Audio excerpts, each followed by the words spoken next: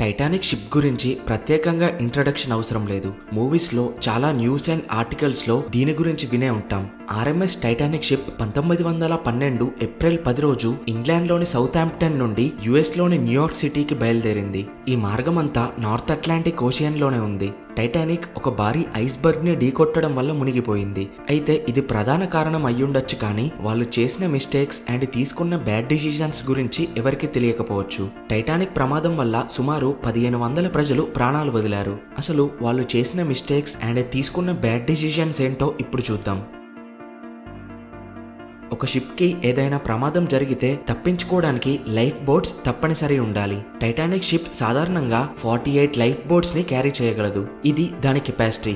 ఇది దాదాపు ఈ 48 బోట్స్ ద్వారా 3550 ప్యాసింజర్స్ ని క్యారీ చేయగలదు. నిజానికి టైటానిక్ షిప్ లో ప్రయాణించింది కేవలం 2223 మెంబర్స్ మాత్రమే.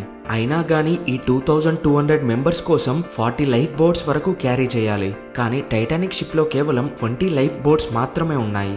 టైటానిక్ ని ఆపరేట్ చేసిన వైట్ స్టార్ లైన్ అనే కంపెనీ ఏం చెప్పింది అంటే, డెక్ భాగంలో మొత్తం లైఫ్ బోట్స్ ఉంటే అక్కడ స్పేస్ ఉండదు, పైగా ప్యాసింజర్స్ ఇన్సెక్యూర్ గా ఫీల్ అవుతారు అని చెప్పింది. అయితే ఈ 20 లైఫ్ బోట్స్ లో కూడా దాదాపు 1178 ప్యాసింజర్స్ ప్రయాణించవచ్చు, అంటే 51% ప్యాసింజర్స్.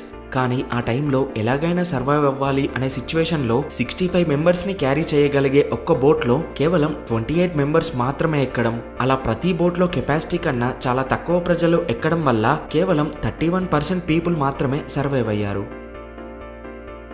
టైటానిక్ షిప్ భారీ ఐస్బర్గ్ ని చేరే కొన్ని గంటల ముందు వరకు దాదాపు అంతకు ముందు ఆ రూట్ లో ప్రయాణించిన 6 షిప్స్ వారు ఐస్బర్గ్ గురించి వార్నింగ్ ఇచ్చారు. కానీ టైటానిక్ షిప్ క్రూ ఆఫీసర్స్ ఎటువంటి యాక్షన్ తీసుకోలేదు. ఇక షిప్ లోని రేడియో ఆపరేటర్స్ అయితే ఆ వార్నింగ్స్ ని అసలు పట్టించుకోలేదు. రేడియో ద్వారా ప్యాసింజర్స్ వారి ఇంటికి పంపే మెసేజెస్ ని ట్రాన్స్ఫర్ చేయడంలోనే రేడియో ఆఫీసర్స్ బిజీ అయిపోయారు. ఆ టైంలో ఎస్ఎస్ కాలిఫోర్నియా అనే షిప్ టైటానిక్ దగ్గరగా వెళ్ళింది. ఈ షిప్ వారు నాన్ స్టాప్ గా డిస్ట్రెస్ సిగ్నల్స్, అంటే ప్రమాదం గురించిన సిగ్నల్స్ తో హెచ్చరిస్తూనే ఉన్నారు. టైటానిక్ రేడియో ఆపరేటర్ వాటిని పట్టించుకోలేదు. టైటానిక్ కమ్యూనికేషన్ ని డిస్టర్బ్ చేయడానికే వారు అలా చేస్తున్నారు అని రేడియో ఆఫీసర్స్ భావించారు. పైగా వారికి షటప్ అని రిప్లై కూడా ఇచ్చారు. దీంతో ఎస్ఎస్ కాలిఫోర్నియా షిప్ వారు టైటానిక్ ని ఇగ్నోర్ చేశారు. అయితే టైటానిక్ ఐస్బర్గ్ ని ఢీకొన్నాక వారు ఆకాశంలోకి ఫైర్ ఫ్లేమ్ ని, అలాగే నియరెస్ట్ షిప్స్ కి డిస్ట్రెస్ సిగ్నల్స్ ని పంపారు. ఎస్ఎస్ కాలిఫోర్నియా షిప్ లో రేడియో సిస్టమ్ చాలా వీక్. పైగా కాలిఫోర్నియా రేడియో ఆపరేటర్ ఆ టైంలో నిద్రపోయాడు. ఎస్ఎస్ కాలిఫోర్నియా షిప్ వారు ఆ ఫ్లేర్స్ ని చూశారు, గానీ ఫ్లేర్స్ వచ్చాయి కానీ డిస్ట్రెస్ సిగ్నల్స్ రావట్లేదు అని, సో ప్రాబ్లం ఏం లేదు, వాళ్ళు సెలబ్రేట్ చేసుకుంటున్నారు ఏమో అని కాలిఫోర్నియా షిప్ క్రూ మెంబర్స్ భావించారు. కొన్ని గంటల తర్వాత టైటానిక్ డిస్ట్రెస్ సిగ్నల్స్ ని కాలిఫోర్నియా షిప్ వారు రిసీవ్ చేసుకున్నాక టైటానిక్ షిప్ దగ్గరికి చేరుకున్నారు. కానీ అప్పటికే షిప్ మునిగిపోయి ప్యాసింజర్ డెడ్ బాడీస్ అన్ని నీటిపై తేలుతూ కనిపించాయి. ఒకవేళ ఎస్ఎస్ కాలిఫోర్నియా షిప్ వారు ముందే అలర్ట్ అయి ఉంటే 90 to 100% ప్యాసింజర్స్ బ్రతికించేవారు. టైటానిక్ షిప్ దాని ప్రయాణం మొత్తం హై స్పీడ్ లోనే ప్రయాణించింది. అయితే ఆ ప్రాంతంలో ఐస్బర్గ్స్ ఎక్కువగా ఉంటాయి అని సిగ్నల్స్ వచ్చినా కూడా స్పీడ్ ని ఎక్కడా తగ్గించలేదు. ఒకవేళ తక్కువ స్పీడ్ ఉంటే ప్రమాదం రాకముందు తొందరగా రియాక్ట్ అవ్వచ్చు. ఆ టైం గ్యాప్ లో షిప్ ని మళ్లించవచ్చు. పైగా అది రాత్రి సమయం అవ్వడం వలన, అలాగే సముద్రంలో అలలు లేకుండా ప్రశాంతంగా ఉండడం వలన ఐస్బర్గ్ ని గుర్తించడం ఇంకా చాలా కష్టమైంది. ఒకవేళ అలలు ఉంటే ఐస్బర్గ్ ని ఆ అలలు ఢీకొని భారీగా ఎగిసిపడేవి. దాంతో అయినా ఐస్బర్గ్ ని గుర్తించేవారు. కొందరు సర్వైవర్స్ చెప్పింది ఏంటంటే, అట్లాంటిక్ ఓషియన్ ప్రాంతంలో ఆల్రెడీ -2 degrees Celsius టెంపరేచర్ ఉంది, సో పాసిబుల్ గా ఐస్బర్గ్స్ ఉంటాయి అని తెలుసు. కానీ కెప్టెన్ ఎడ్వర్డ్ స్మిత్ షిప్ ని వేగంగా తీసుకెళ్లి అంతకు ముందున్న రికార్డ్ ని బ్రేక్ చేయాలని, అందుకే రాత్రి టైంలో కూడా ఆ స్పీడ్ ని మెయింటైన్ చేశారని చెప్పారు. అందుకే ఐస్బర్గ్ ని చాలా లేట్ గా గుర్తించారు. దాంతో కొలిజన్ కాకుండా షిప్ ని టర్న్ చేయడం ఇంపాసిబుల్ అయింది. షిప్ లో ప్రయాణిస్తున్నప్పుడు దూర ప్రాంతాలను చూడాలంటే బైనాక్యులర్స్ తప్పనిసరి అవసరం. టైటానిక్ షిప్ లో బైనాక్యులర్స్ ఉన్నాయి, కానీ అవి క్రూస్ లాకర్ లో ఉన్నాయి. ఆ లాకర్ కీస్ డేవిడ్ బ్లేయర్ అనే క్రూ మెంబర్ దగ్గర ఉన్నాయి. కానీ టైటానిక్ షిప్ స్టార్ట్ అయ్యే టైంలో డేవిడ్ బ్లేయర్ జాబ్ టైటానిక్ కి కాకుండా ఇతర షిప్ కి అసైన్ చేయబడింది. దాంతో డేవిడ్ బైనాక్యులర్ ఉన్న లాకర్ కీస్ ని టైటానిక్ క్రూ మెంబర్స్ కి ఇవ్వడం మర్చిపోయాడు. దీనివల్ల టైటానిక్ లో ఉన్న వాళ్ళు కేవలం తమ కళ్ళ ద్వారా మాత్రమే ముందున్నదాన్ని చూడాలి. అది రాత్రి టైం అవ్వడంతో ఆ ఐస్బర్గ్ ఎవరికీ కనబడలేదు.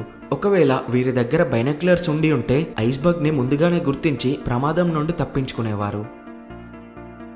టైటానిక్ షిప్ ఐస్బర్గ్ తో కొలిజన్ జరిగి మునిగిపోతుంది అనే టైంలో ప్యాసింజర్స్ ని లైఫ్ బోట్స్ కి తీసుకెళ్లేప్పుడు ఎవరైతే ఎక్కువ డబ్బు పెట్టి హై క్లాస్ టికెట్ కొన్నారో, ఎవరైతే ధనవంతులు ఉన్నారో వారినే ముందుగా ఎవాక్యువేట్ చేయించారు. వాళ్ళ తర్వాతే కొంచెం తక్కువ డబ్బుతో టికెట్స్ కొన్న వారిని పంపించారు. ఇలా వెల్త్ పార్టీషన్ వల్ల అక్కడ టైం చాలా వేస్ట్ అయ్యింది. ఇది కెపాసిటీ ఉన్నా కూడా ఆ లైఫ్ బోట్స్ లో సరిపడేంత ప్యాసింజర్స్ ఎక్కకపోవడానికి కారణం. టైటానిక్ షిప్ ని డిజైన్ చేసిన ఇంజనీర్స్ టైటానిక్ షిప్ ఒక అన్సింకబుల్ షిప్, ఇది ఎంతటి భారీ ఐస్బర్గ్ ని ఢీకొన్నా గానీ షిప్ మునిగిపోవడానికి 10 గంటల కన్నా ఎక్కువ టైం పడుతుంది అన్నారు. కానీ టైటానిక్ షిప్ పూర్తిగా మునిగిపోవడానికి కేవలం 2 గంటల 30 నిమిషాల టైం మాత్రమే పట్టింది.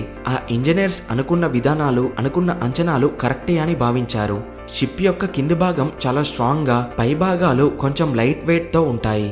ఒకవేళ ఐస్బర్గ్ ని ఢీకొన్నా గానీ కింది భాగం డ్యామేజ్ అయ్యి నీరు చేరిన పై భాగాలు లైట్ వెయిట్ అండ్ క్లోజ్డ్ గా ఉంటాయి కాబట్టి షిప్ తేలుతుంది అనుకున్నారు. కానీ ఆ వాల్స్ ని అటాచ్ చేయడానికి రివెట్స్ ని ఉపయోగించారు. రివెట్స్ అంటే బోల్ట్స్ అండ్ నట్స్ లాంటివి.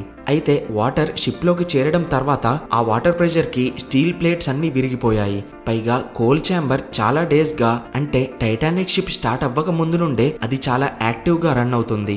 ఆ కోల్ ఛాంబర్ దాని చుట్టూ ఉండే వాల్స్ ని మెల్టింగ్ స్టేజ్ లోకి తీసుకొచ్చింది అని చూసిన వారన్నారు. దాంతో ఆ వాల్స్ ఈజీగా బ్రేక్ అయ్యి వాటర్ మొత్తం షిప్ లోకి చేరింది. ఇంకా షిప్ డిజైన్ లో ఇలాంటి చిన్న చిన్న మిస్టేక్స్ చాలానే ఉన్నాయి. నిజానికి టైటానిక్ షిప్ సింకే కాదు అని భావించి దానిని ఒక్కసారి కూడా సముద్రంలో టెస్ట్ చేయలేదు. వారు చేసిన డిజైన్ అండ్ కన్స్ట్రక్షన్ ఆధారంగానే టైటానిక్ అన్సింకబుల్ అని అనుకున్నారు. టైటానిక్ షిప్ లో ఉన్నవారు ఐస్బర్గ్ ని గుర్తించి అది ఢీకొనే కొన్ని సెకండ్స్ ముందు ఒక పెద్ద మిస్టేక్ చేశారు. ఆ ఆర్డర్ కెప్టెన్ ఇచ్చారా లేదా అన్నది ఇప్పటికీ అన్క్లియర్ గానే ఉంది. అది ఏంటంటే ఐస్బర్గ్ ని ఢీకొట్టకుండా ఉండడానికి మెయిన్ ప్రొపెల్లర్ ని ఆఫ్ చేసి రివర్స్ ప్రొపెల్లర్ ని ఆన్ చేయడం. దానికి బదులు మెయిన్ ప్రొపెల్లర్ ద్వారా షిప్ ని టర్న్ చేసి ఉంటే అసలు ఐస్బర్గ్ ని ఢీకొనేవారే కాదు. సాధారణంగా రోడ్స్ పై చాలా heavy vehicles rear wheels turning చూసే ఉంటాం. వెనక వీల్స్ లెఫ్ట్ కి టర్న్ అయితే ముందు బాడీ రైట్ కి టర్న్ అవుతుంది. సేమ్ ఇలానే టైటానిక్ షిప్ లో వెనకాలన్న మెయిన్ ప్రొపెల్లర్ ని ఆఫ్ చేయకుండా దానిని వేగంగా టర్న్ చేసి ఉంటే షిప్ ముందు భాగం టర్న్ అయ్యి ఐస్బర్గ్ ని ఢీకొట్టకుండా ఉండేది. కానీ వారు దానికి బదులు షిప్ మెయిన్ ప్రొపెల్లర్ ని ఆఫ్ చేసి షిప్ రివర్స్ ప్రొపెల్లర్ ని ఆన్ చేద్దాం అనుకున్నారు. దాంతో ఆ తక్కువ టైంలో షిప్ స్పీడ్ తగ్గకుండా ఆ షిప్ అదే వేగంతో వెళ్లి ఐస్బర్గ్ ని ఢీకొట్టింది. అలా ఎన్నో కారణాలు టైటానిక్ షిప్ మునిగిపోవడానికి, ప్రాణ నష్టం జరగడానికి దారితీశాయి. చిన్న తప్పులే ప్రాణదారి తీస్తాయి అని టైటానిక్ షిప్ రుజువు చేసింది. అలా 1912 ఏప్రిల్ 14 రోజు రాత్రి 11 గంటలకి షిప్ ఐస్బర్గ్ ని ఢీకొట్టి మునిగిపోవడం స్టార్ట్ అయితే 15 ఏప్రిల్ రాత్రి 2 గంటల 20 నిమిషాల వరకు పూర్తిగా మునిగిపోయింది. టైటానిక్ షిప్ ఇన్సిడెంట్ చరిత్రలో మిగిలిపోయిన ఘోరమైన డిజాస్టర్ లో ఒకటిగా నిలిచింది. ఓకే ఫ్రెండ్స్, ఈ వీడియో మీకు నచ్చితే లైక్ చేసి షేర్ చేయండి. ఇలాంటి interesting and useful videos miss కాకుండా పొందడానికి ఛానల్కి సబ్స్క్రైబ్ అవ్వండి. Thanks for watching.